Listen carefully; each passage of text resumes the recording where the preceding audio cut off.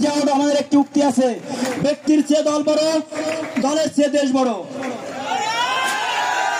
আপনারা জেনে অবাক হবেন, 6 জন আছে যাদেরকে পরিচয় আমরা জানি না, তারা আদৌ ইসলামী বিশ্ববিদ্যালয়ের শিক্ষার্থীরা আমরা জানি না।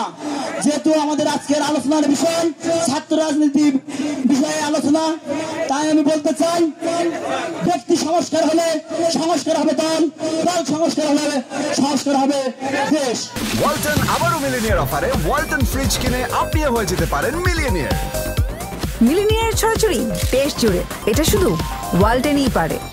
আমরা যে পরিবর্তিত বাংলাদেশের স্বপ্ন দেখছি এবং পরিবর্তিত বাংলাদেশ গড়ার লক্ষ্যে কাজ করে যাচ্ছি, সেই বাংলাদেশ গড়তে হলে সবার আগে প্রয়োজন ঐক্য, ঐক্য, ঐক্য।